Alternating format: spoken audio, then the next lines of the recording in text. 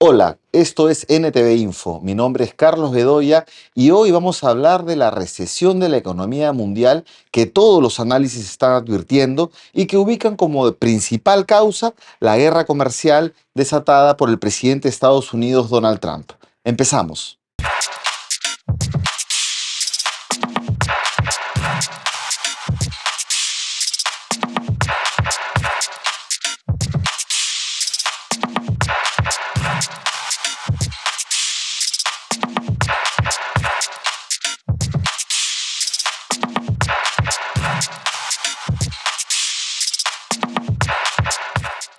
Para entender lo que está pasando con la economía mundial tras los arancelazos de Donald Trump y especialmente la respuesta de China, nos acompaña Óscar Ugarteche, economista peruano mexicano, graduado en las universidades de Fordham de Nueva York y la Escuela de Negocios de Londres, con doctorado en Historia y Filosofía por la Universidad de Bergen en Noruega, y quien desde el Observatorio Económico de América Latina, OVELA, en el Instituto de Investigaciones Económicas de la Universidad Nacional Autónoma de México, observa atentamente los procesos políticos, económicos y sociales en el mundo. Sin duda, una voz autorizada. Bienvenido, Óscar. Hola, Carlos. Qué gusto que estés aquí Gracias por la nuevamente. invitación.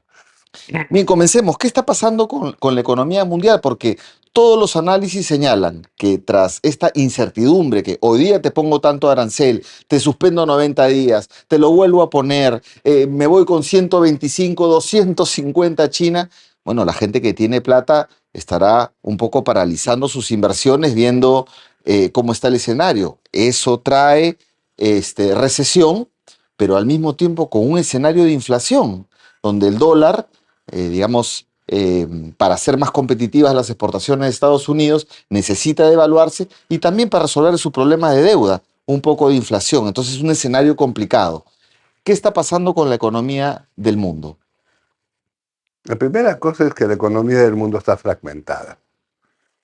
Está fragmentada en dos.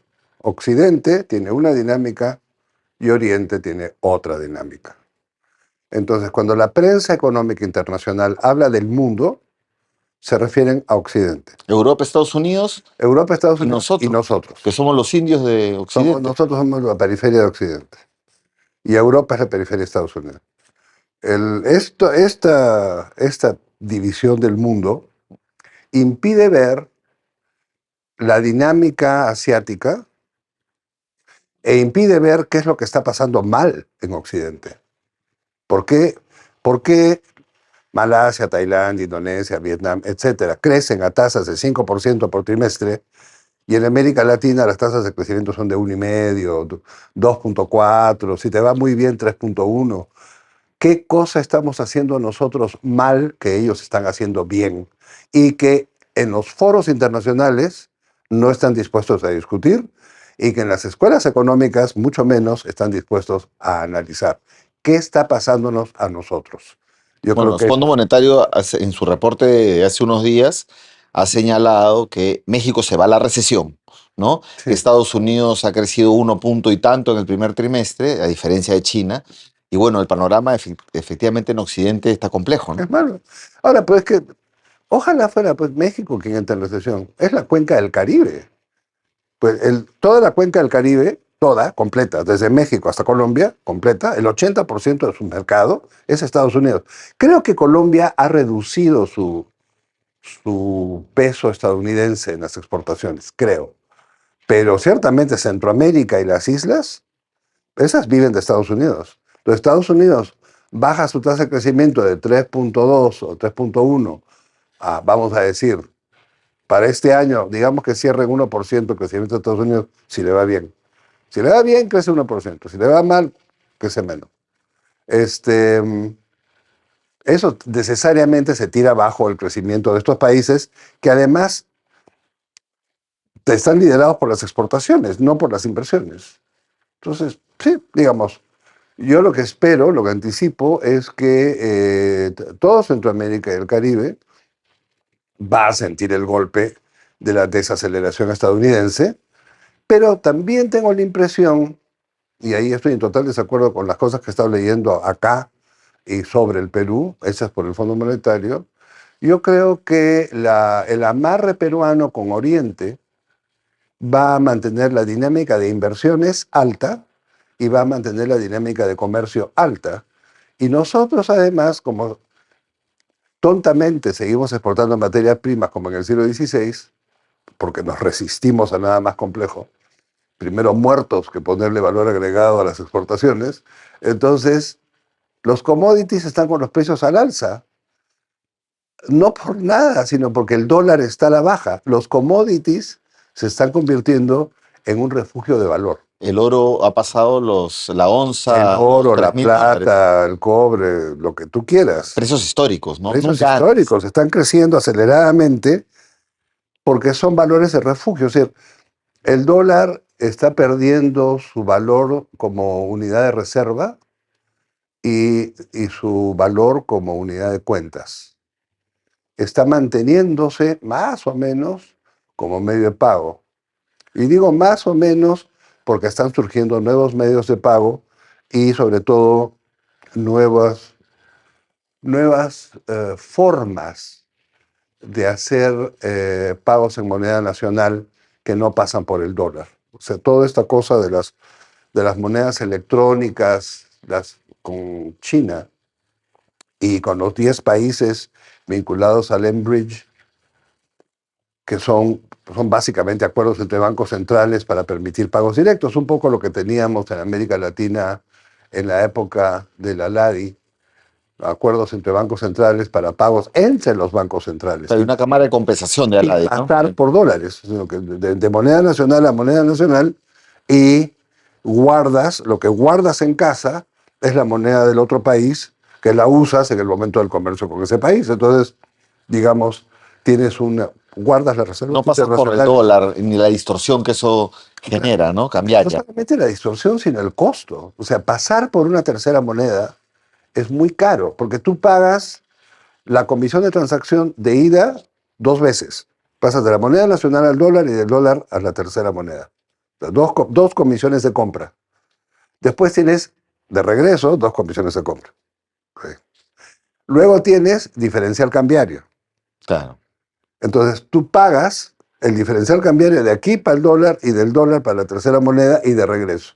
En cada vuelta, el cálculo que hicimos cuando yo estaba haciendo el diseño de la cesta monetaria sudamericana, en la época en que estábamos dibujando la arquitectura financiera del sur, en la época del Banco del Sur, eso, lo que salía es que el costo de transacción pasando por el dólar entre nosotros era de 6%.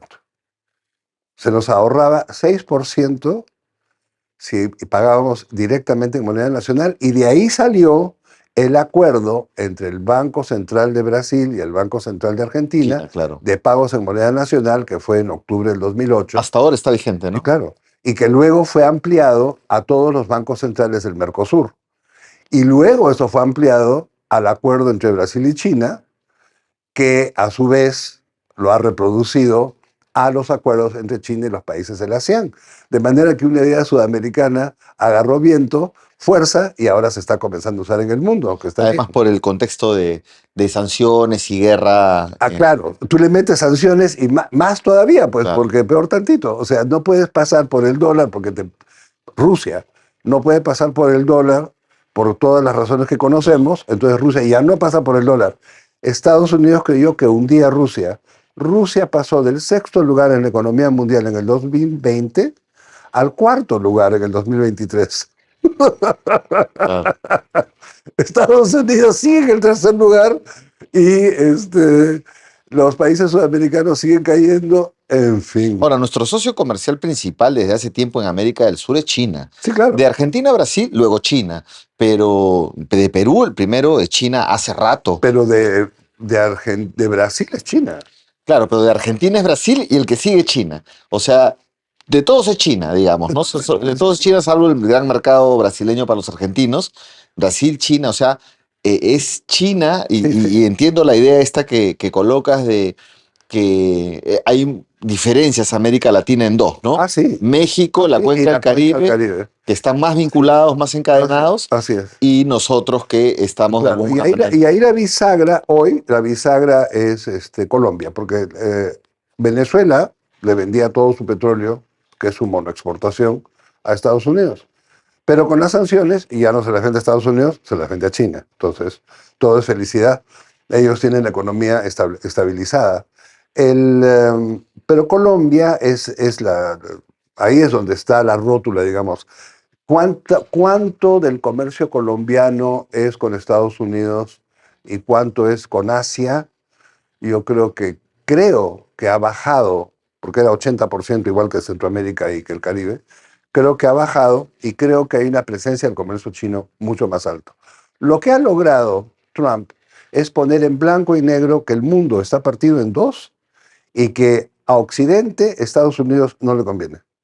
Eso lo ha dejado clarísimo. Y para cerrar este tema, esta idea que colocas, bueno, que las medidas de Trump le están haciendo daño a Estados Unidos y a Occidente, este, antes de la entrevista tú me hablabas de que lo más complicado, cuando te pregunté para entrevistar sobre el tema, me dijiste recesión global en Occidente. Así es. Y agregaste estanflación, que es un escenario terrible Sí, porque te limita los instrumentos monetarios, cambiarios sí, para usar, ¿no? sí, claro. No, no es tan fácil como subir la tasa, bajar la tasa, porque tienes dos fenómenos. La recesión, donde normalmente una respuesta de los bancos centrales es bajar la tasa de interés para fomentar el crédito y dinamizar la economía, Sí, y al mismo tiempo inflación, que la respuesta es contraria, subir la tasa para un poquito calmar la demanda y sí. estabilizar. Ah, Pero cuando no, tienes los dos al mismo tiempo, ¿y por qué tienes los dos al mismo tiempo? bueno, aquí es que el problema que está apareciendo en Estados Unidos, y lo vamos a ver, yo creo, con más nitidez en los próximos meses, Estados Unidos tiene la única bolsa de valores que viene bajando consistentemente desde la última semana de enero. Todas las demás bolsas, las europeas y las asiáticas, han crecido. ¿Por qué han crecido? Porque ha generado mucho entusiasmo en Europa que se van a rearmar. Van a tener una economía militar nuevamente y eso es estupendo para la industria armamentística. Van a hacer aviones, barcos, tanques, armas, estupendo. Pero esa industria no tiene retorno, ¿no? O sea, solo tiene retorno para, o sea, digamos, para los dueños o para los que No, producen, ¿no? Pero o sea, eso te genera un aparato económico que tiene un multiplicador altísimo. Altísimo, eso se engancha con todo. Y la economía europea es una sola economía, entonces eso se articula y hace crecer toda la economía de Europa. Esto va a sacar a Alemania del estancamiento en el que está, a Francia del estancamiento en el que está, y eso ha hecho pues que tanto el DAX como el CAC hayan subido con mucho entusiasmo. Y ahí me dio mucha risa porque hablaba la prensa occidental de la caída de las bolsas en plural, y yo miraba y decía, ¿cuál es caída de las bolsas? Han caído las bolsas de Nueva York. Todas las otras están para arriba. Los chinos, no te digo los japoneses, están todas para arriba. Entonces, ahí, esa es una cosa. Pero la bajada de las bolsas, en el caso de Estados Unidos, tiene una complicación. Si la bolsa baja mucho más, los créditos que dan los bancos y los no bancos, sino los fondos de inversión, lo que ellos prestan, lo prestan con acciones como garantía. Si el precio de la acción baja, tienen que pedir más garantía. claro. Si baja lo suficiente, el volumen de más garantías que piden es de tal dimensión que el tipo que tomó prestado no va a poder seguir tomando prestado. Eso es un efecto de la bajada de las bolsas. Eso lleva eventualmente a un problema financiero en el sistema, por lo pronto en el bancario y posiblemente en el no bancario. Eso depende de cuánto bajen las bolsas. Eso lleva, por otro lado, a que el aparato productivo, el que se financia con ese dinero, que es el que ya no está siendo financiado, quiebre. Entonces tienes un problema de quiebra en el sector real y tienes un problema de quiebra en el sector financiero. Ese escenario, que es el que pasó a Japón en 1990, que llevó a la depresión con deflación de Japón entre el 90 y hace 3 años, o sea, fueron 30 años de depresión con deflación. Yo creo, temo, y ojalá que la boca se me haga chicharrón, que Estados Unidos está caminando hacia allá. Va a terminar de hundir sus bolsas, que es un serio problema, pero no es tan serio como todo el efecto que tiene la bajada de las bolsas en el aparato productivo y en las expectativas. Lo que yo le decía a Javier Sebane, Javier Torres anoche, antenoche, es que con la economía pasa como con el matrimonio. Tienes que creer. Hay reglas, se establecen las reglas y tienes que creer en las reglas.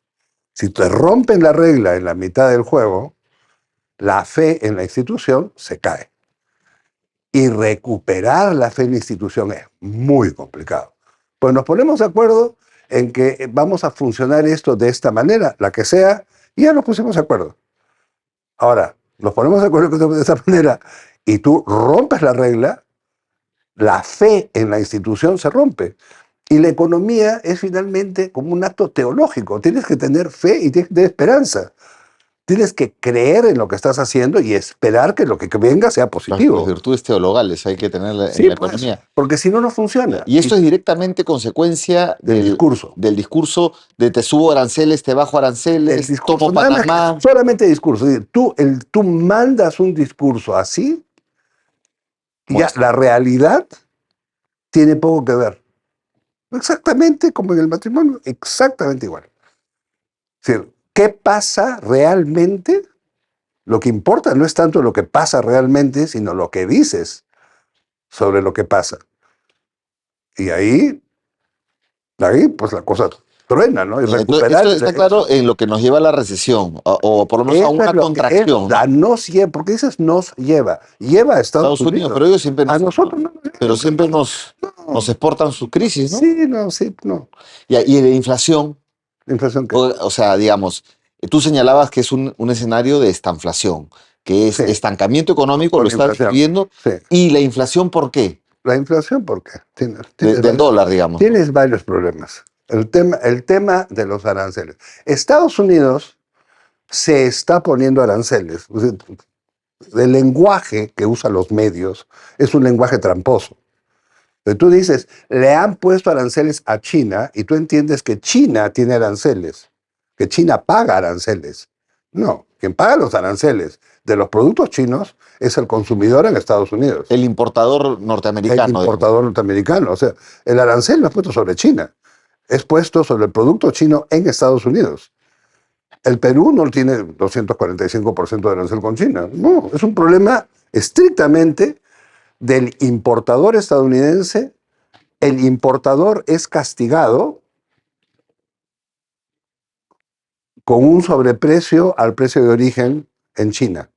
Los chinos van a recibir, si ellos exportan, si logran exportar, ellos van a recibir su dinero. Pero digamos le compran un poco menos a Estados Unidos porque ya si es tan caro ya no van a comprar y eso les afecta, ¿no? Pero eso no tiene que ver con el fabricante. El fabricante vende a 50 pesos, a Estados Unidos llega a 250 Por pesos. cruzar la frontera, digamos, Pero el pago entre los 50 y los 250, ese pago el se consumo. hace en la aduana estadounidense, es ingreso fiscal para Estados Unidos y eso lo trasladan los importadores estadounidenses a los clientes dentro de Estados Unidos. Japón en ese escenario dice, bueno, como voy a seguramente a vender menos porque nadie va a estar dispuesto a pagar 250 por una cosa que vale 50, se lo vendo a otro. Ya está. Eso China lo resuelve. Pero el consumidor estadounidense se queda con escasez del producto que venía de China y con el arancel. Claro, y dice Donald Trump, señala, nos estamos haciendo ricos con esto de los aranceles, pero ¿quién se está haciendo rico Ahí y hay, quién está pagando? ahí hay un malentendido teórico. Hay dos malos entendidos teóricos. Bueno, hay varios malos entendidos teóricos, pero el primero es que esto del arancel, en el siglo XIX, cuando no existían los impuestos directos, los estados se financiaban del comercio exterior. Así era como se financiaban. Eso cambió en el siglo XX, porque era impráctico, porque era de fácil recolección, pero impactaba sobre todo el aparato productivo, y pasamos a la segunda etapa, que fue un recuperar las discusiones alemanas de principios del siglo XIX sobre industrialización, que eso lo hace Prebisch, y entonces el arancel se coloca no para financiar al Estado, sino se coloca para fomentar ciertas industrias. Y entonces los aranceles son o por producto o por rama. Ujú. Bueno, lo que ha hecho Estados Unidos, y que fue tan cómico, es que le puso aranceles a todo el mundo, incluyendo países donde no hay producción. América Latina toda entera le ha puesto un arancel de 10%, toda entera. Pero los países de la costa pacífica de América Latina, todos tenemos acuerdos de libre comercio. Claro. Entonces el arancel no se puede aplicar ahí. El arancel se aplica solamente para los productos que están afuera del acuerdo de libre comercio, que son 4. Entonces, ¿qué estamos hablando? Pues no, la recesión. ¿Cuál recesión? ¿De qué estamos Entonces, hablando? no estamos hablando de una gran recesión de la economía de Occidente. Sí, estamos hablando de recesión, pero eso no tiene nada que ver con América Latina. Ahora vamos a hablar en serio. Ya. Ya, ahora los que juegan el ajedrez, o sea, Estados Unidos y la Unión Europea, que le pusieron los aranceles a China, ellos van a tener el impacto del alza de precios allá y eso va a llevar a un alza de su inflación, de ellos allá.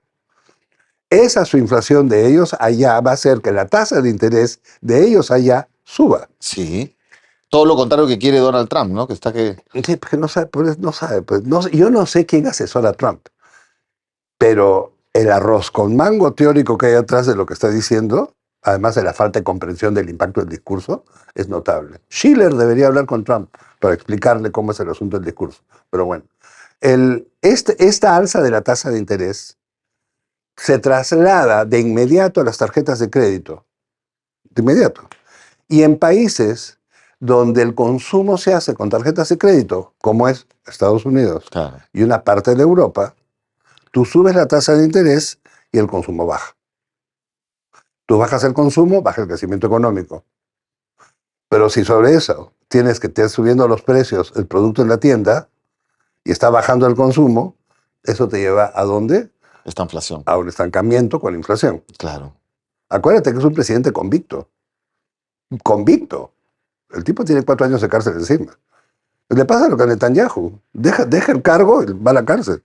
Entonces, Ya parece político peruano, ¿no? O sí, postulan a la presidencia o o van a será la que casa. los políticos ahora todos terminan en la cárcel, pero en todo caso, este hombre eh, tiene su idea es que puede mantener la tasa de inflación abajo, bajando la tasa de interés.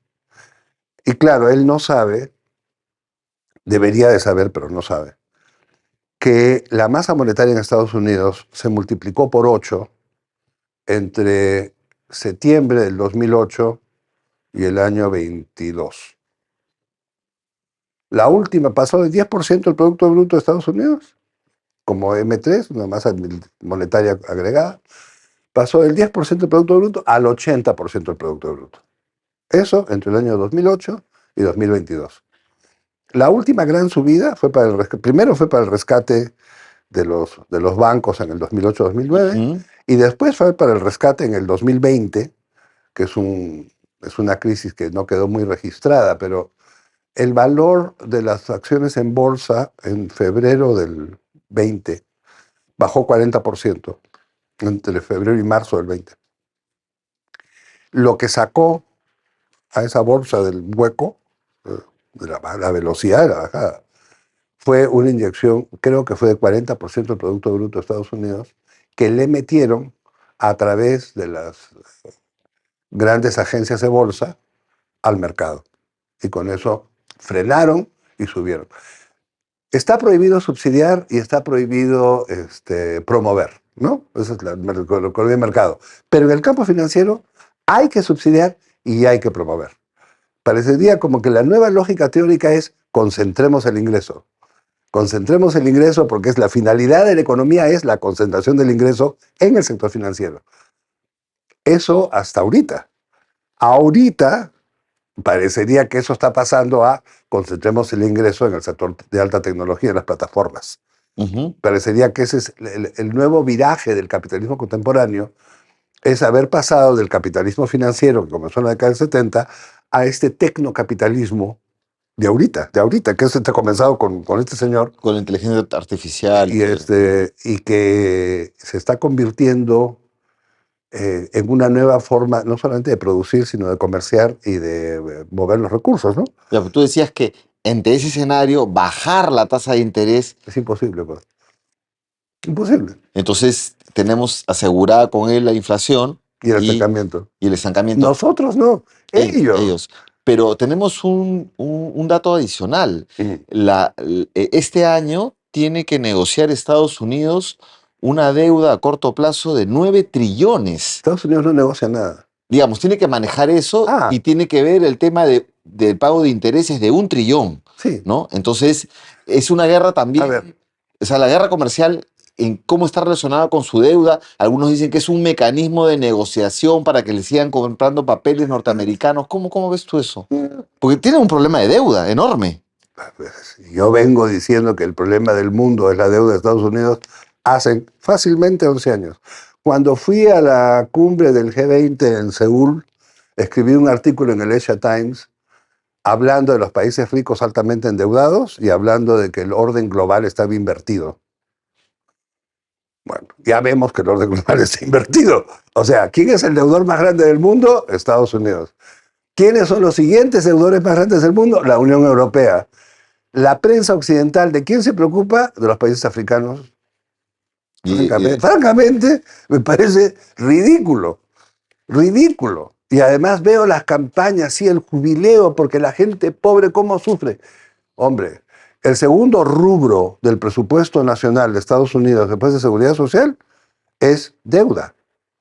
Y eso le impide a la economía estadounidense un mejor uso de sus recursos. ¿Para qué ha usado los recursos del crédito que ha tomado antes? Para hacer guerras, que no ha ganado. Que no ha ganado. Antes, antes en los años 50, hacía guerras que no ganaba, y con Vietnam, 60, 70, hacía guerras que no ganaba, pero activaban su economía. Una vez que en el año 90 decidieron que iban a producir afuera de Estados Unidos, hacen guerras y eso se va derechito a importación de insumos de China. Entonces el déficit con China deriva en parte del gasto público estadounidense militar. Y bueno, pues ahora tienes el rubro militar es el tercero y todo lo que deben de todas las guerras anteriores y todo lo demás, ahí está.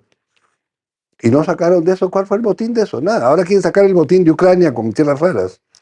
Pero antes de entrar a lo de las tierras raras que vamos a entrar ahorita, tú señalas, bueno, el problema del mundo es esta deuda de Estados Unidos. Entonces, ¿cómo nos afecta esto? El problema del mundo, no, el problema de Estados Unidos es su deuda. Y eso, Y no, ¿por qué es para nosotros problema? así es. Porque nosotros hacemos políticas de ajuste económico en 135 países para acumular reservas internacionales.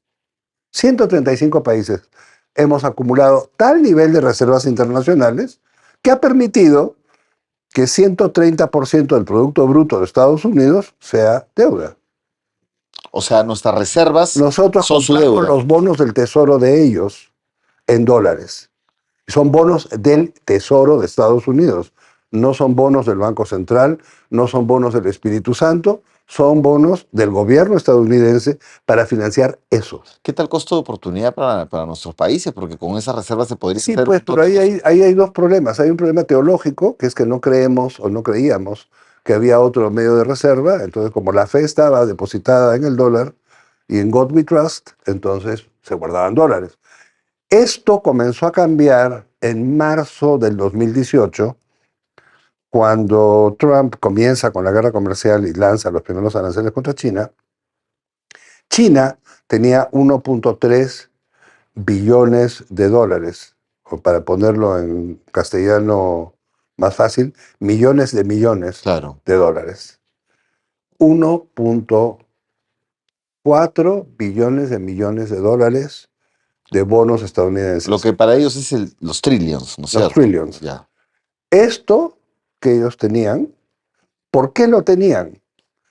Porque eran créditos al consumidor Para China, que es el productor, que llegó a un acuerdo con Estados Unidos en 1989 de que Estados Unidos iba a producir en China Ujú. porque era más barato, ya que eso se produjo, ese acuerdo se produjo en el 89, China dijo, está bien, usted produce aquí, yo le doy a usted crédito para que se lleve su producto de vuelta a Estados Unidos, para poder exportarlo, ¿no? Y entonces China comenzó a acumular bonos del Tesoro de Estados Claro. Unidos, Pero está ¿no? saliendo de eso, China, Japón, todo el mundo. En marzo del 18, cuando comienza la guerra, China comienza a vender su posición de bonos y ahora está en 0,7, o sea, tiene 700 mil millones, la mitad de lo que tenía, y sigue bajando la posición.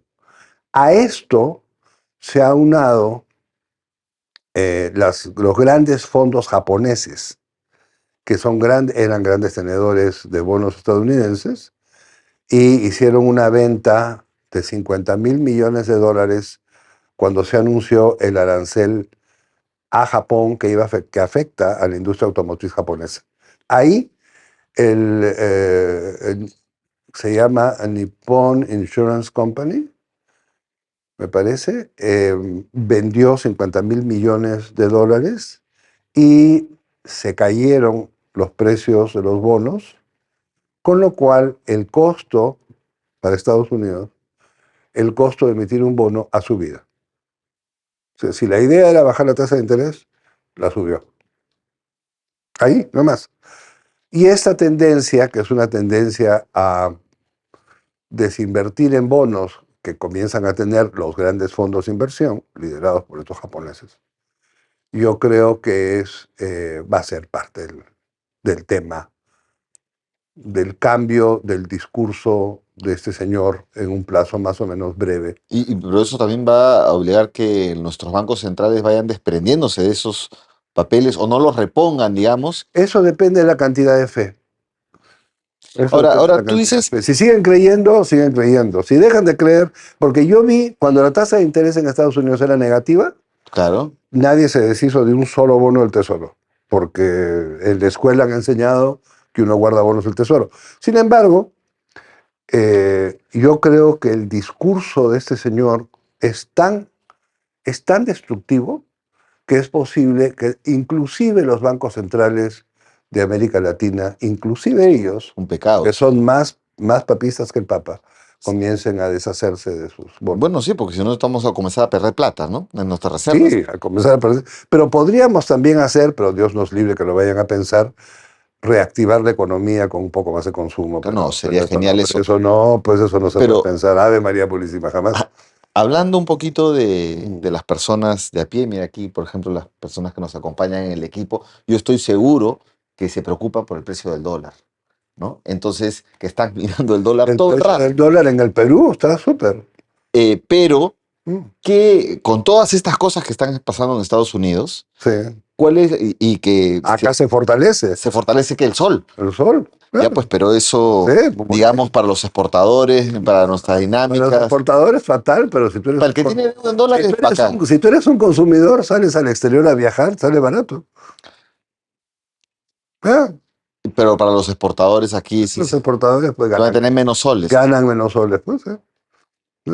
Y siempre nosotros acabamos de un fenómeno que se llamaba la inflación importada, que era cuando el dólar Sí, pues, tenía cambios. pero eso era al revés. Eso era cuando nosotros, el dólar, el precio del sol bajaba. Cuando el precio del sol sube, la tasa de inflación en el Perú baja. Por eso con todo lo que tú dices que nosotros nada, Estados Unidos. Nosotros, Ahora, que el dólar tiene tendencia a la baja, entonces.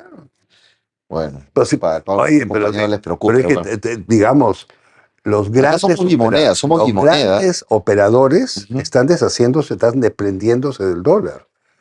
Entonces hay más dólares a disposición y baja, pues, Baja el ¿no? precio. Baja el precio. Eso baja el precio y como están tirándose abajo el comercio con Asia, estaba mirando esta mañana el precio por kilo del comercio entre Asia y América del Norte y ha bajado 2% la semana pasada. Y si tú miras eso en el agregado y lo proyectas un poquito, lo que vas a tener es una baja del precio del comercio entre Asia y América del Norte que pasa por una baja de la demanda de dólares en Asia.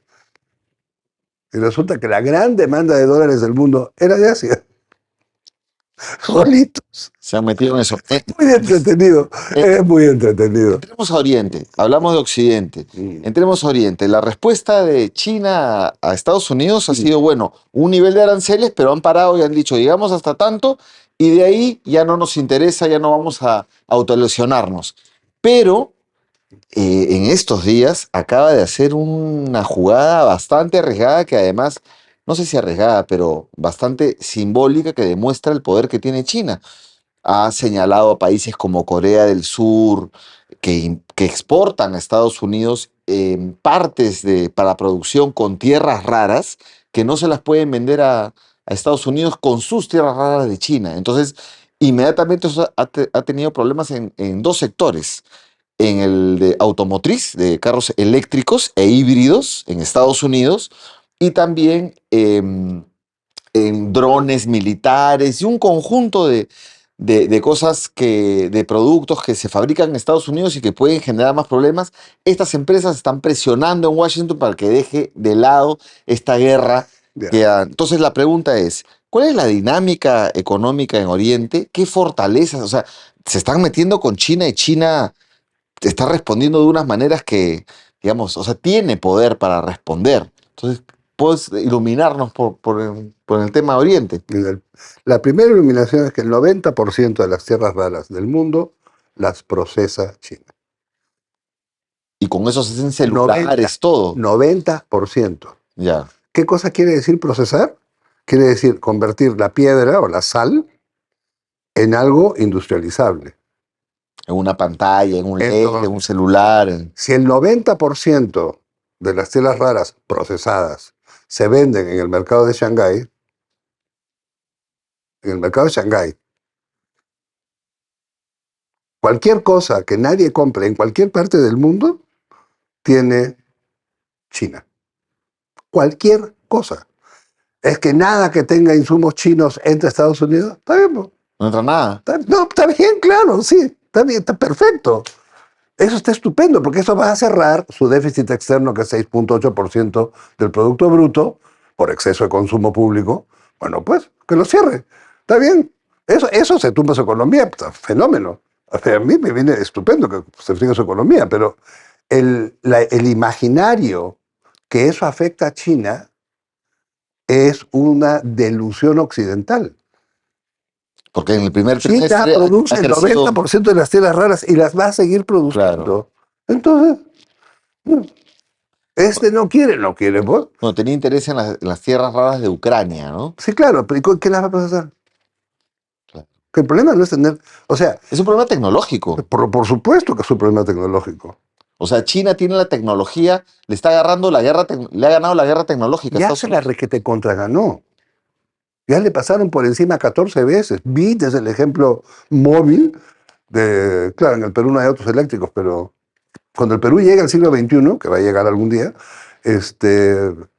toda la industria eléctrica automotriz es toda China, toda. Como todo lo que tiene que ver con energía alternativa es chino. China ya llegó a que la mitad de la energía eléctrica en China sea generada por energías renovables, con energías renovables. Es un La cambio de mitad. matriz, sí. Y con eso ya los precios del carbón y del petróleo han comenzado a estancarse y a tirar a la baja.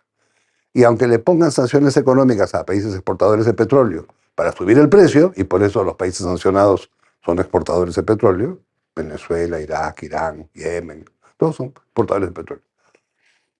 Y con eso han ido subiendo el precio. La principal exportación de la economía estadounidense es petróleo.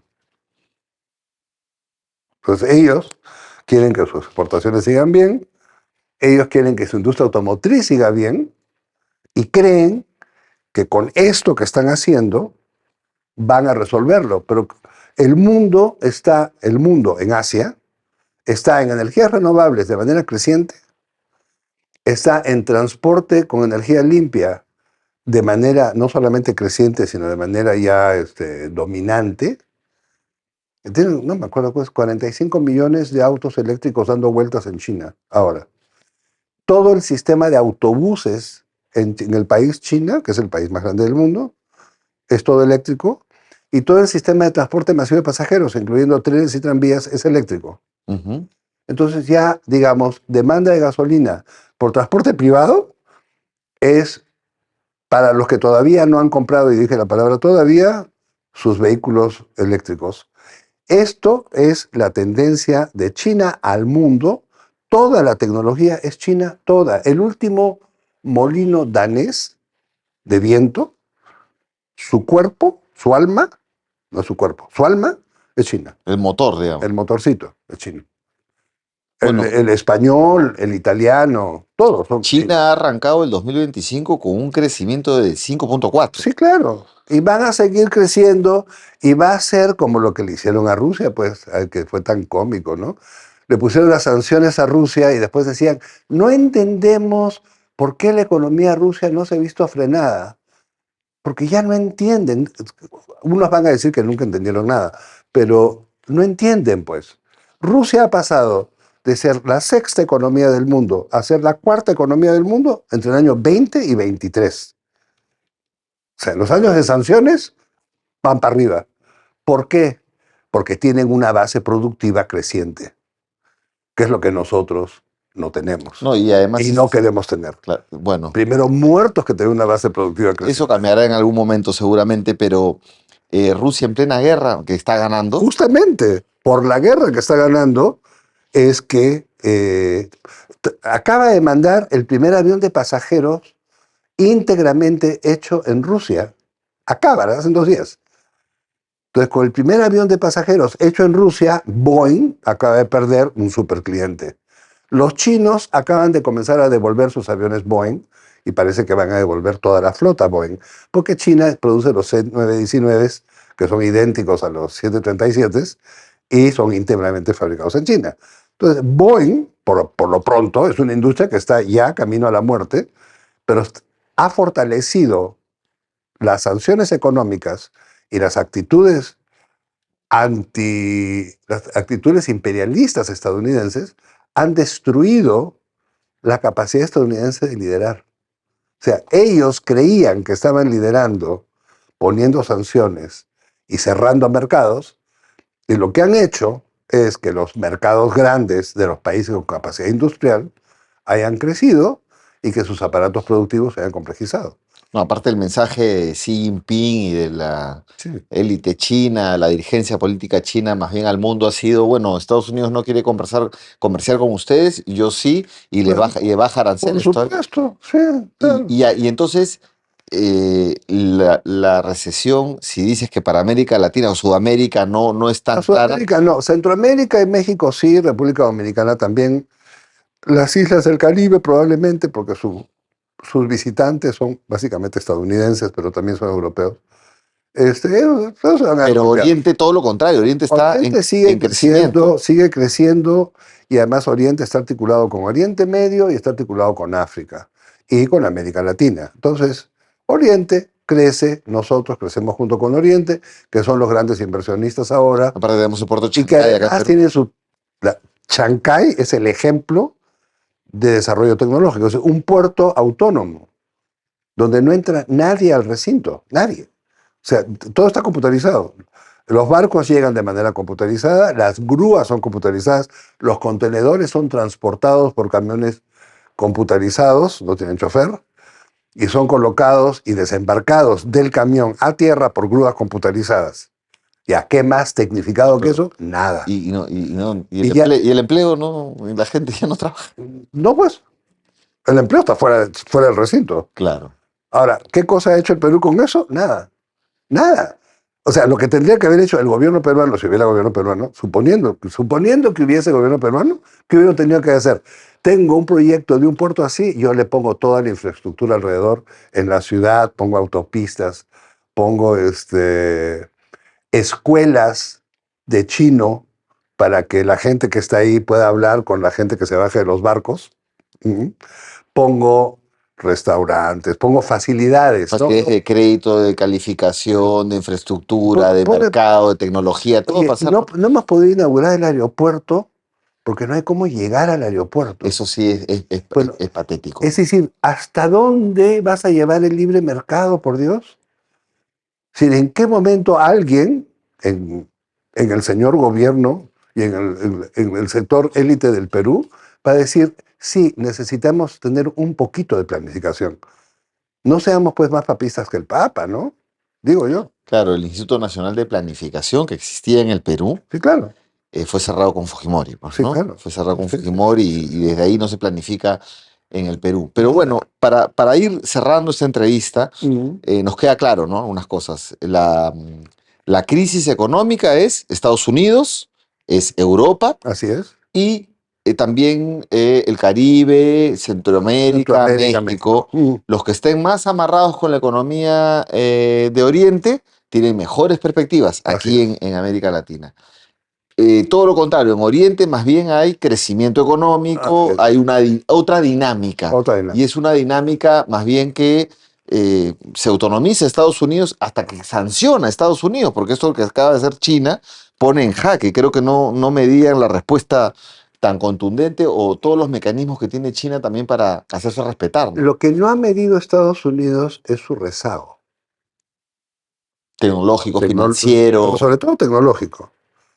O sea, si no son capaces de fabricar un auto eléctrico a un precio competitivo, no es la culpa de China.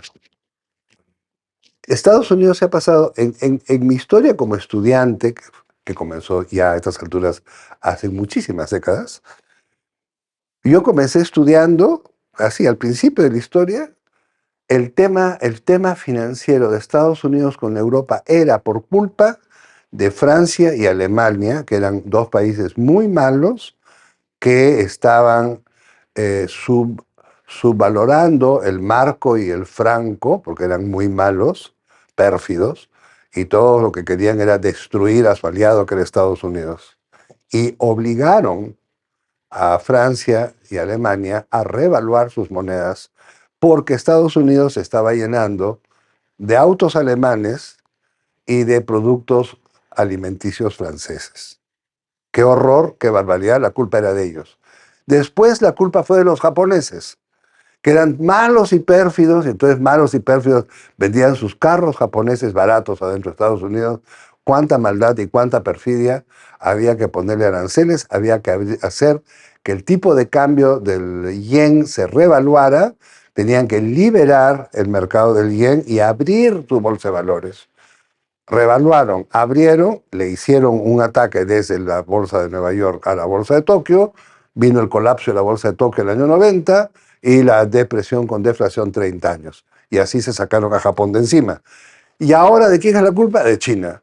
Ya pues, Pero a China no se la pueden sacar de no encima. pues, además no van a abrir la bolsa porque ya aprendieron de Japón.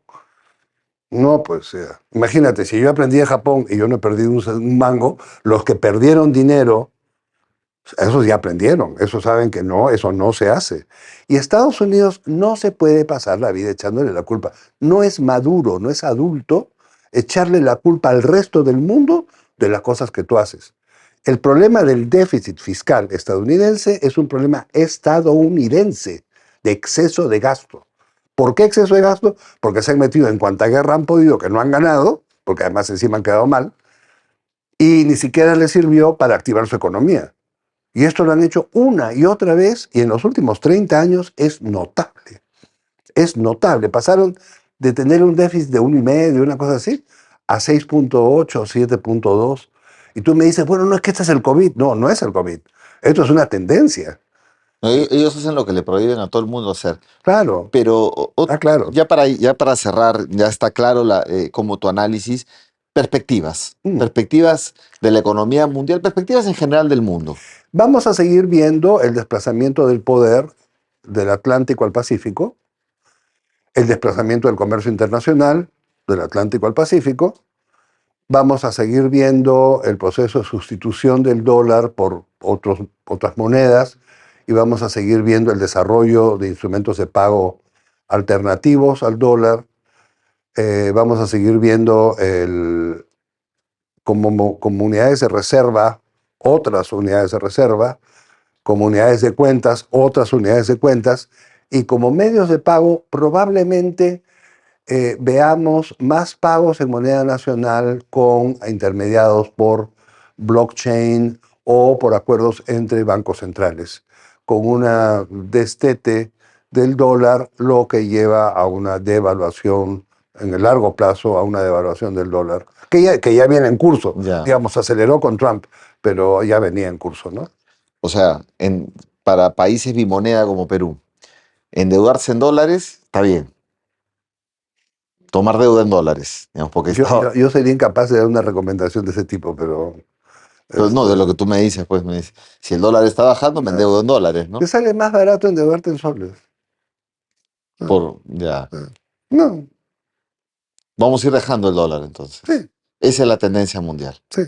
Bien, bueno, muchas gracias, Oscar. Ha sido realmente muy ilustrativa esta entrevista de lo que está pasando en el mundo y no asumir que esta es una recesión global, es una recesión estadounidense Así es. y con consecuencias en Pero Occidente. cuando ellos tienen una crisis le llaman mundial, pues. Claro, porque son pues todavía el hegemón, ¿no? Sí, Está pues. resistiendo. Creen que son el mundo mundial y no son el mundo mundial. Ahora ya están ahí claramente, está Son ellos. China, Rusia y otras Son fuerzas. ellos. Ellos tienen un problema y el problema es de ellos. Y que sean adultos, pues, ¿no? Que enfrenten su problema. Y la impopularidad de Estados Unidos ha crecido en los últimos tiempos como si necesitara después de todo lo de Medio Oriente. Pero la impopularidad ha crecido de una forma notable, ¿ah? Sí, y bueno, incluso adentro están teniendo sus primeras Veamos cómo manifestaciones. siguen esas marchas. Vamos a ver cómo acaba Trump.